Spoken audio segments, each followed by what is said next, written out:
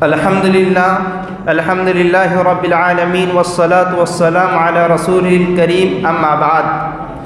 تڑپ جائے گا دل جس دن مدرسہ یاد آئے گا، تڑپ جائے گا دل جس دن مدرسہ یاد آئے گا، اس کی درس گاہوں کا نظارہ یاد آئے گا، فضائے جامعہ میں وہ رات دن کا گزارنا، یہ جلسہ یاد آئے گا، وہ منظر یاد آئے گا۔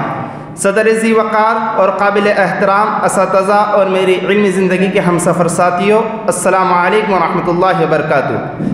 میں سب سے پہلے تو اللہ تبارک و تعالیٰ کا شکر ادا کرتا ہوں جس نے مجھے علم دین حاصل کرنے کی توفیق عطا فرمائی۔ آج کا دن خوشی اور غمی کے درمیان کا موقع ہے۔ خوشی اس بات کی کہ اللہ تبارک و تعالیٰ نے اپنے فضل و کرم سے اور اساتذہ کی محنتوں اور والدین کی دعاؤں سے یہاں تک کہ پہنچایا، الحمدللہ۔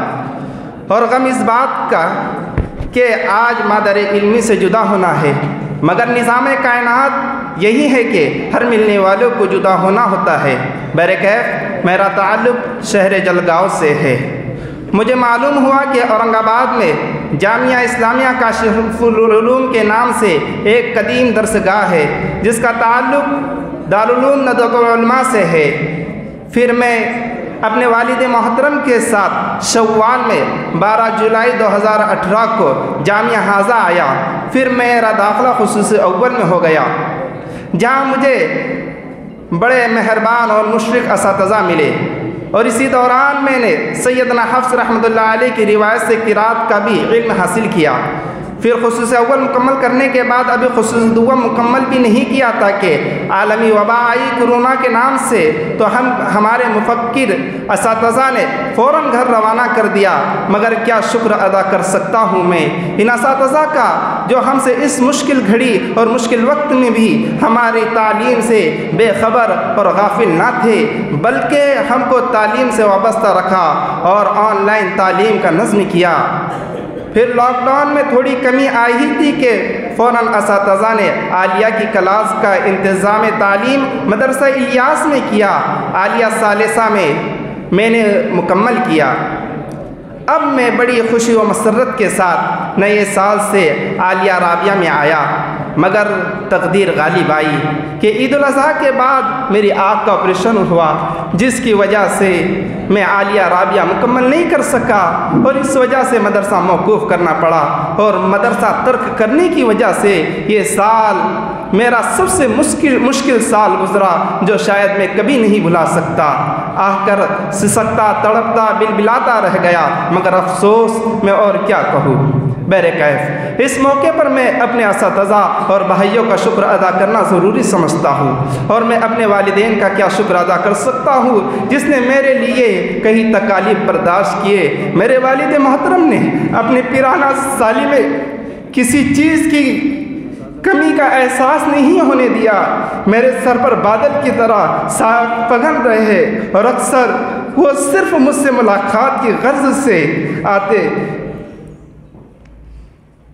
جبکہ ان کی طبیعت ناساز ہوتی، اور اپنی تکلیف کو پس پشت ڈال کر میری ضروریات کو پورا کیا۔ مجھے یاد ہے میری والدہ اکثر مجھے غمگین آنکھوں سے جدا کرتی۔ اللہ تعالیٰ والدین کو صحت اور تندرستی عطا فرمائے، اور ان کا سایہ تا دیر قائم و دائم رکھے۔ اور میری والدہ اکثر مجھے یہ شعر کہہ کر مجھے جدا کرتی اور مجھے ہمت دیتی، مٹا دے اپنی ہستی کو اگر کچھ مرتبہ چاہتا ہے کہ دانا خاک میں مل کر ہی گلے گلزار ہوتا ہے۔ میرے حال یہ مقام پہ پہنچنے کے لیے سب سے زیادہ جس نے میرے لیے کوشش کی وہ میرے بڑے بھائی حافظ ساجد ہے۔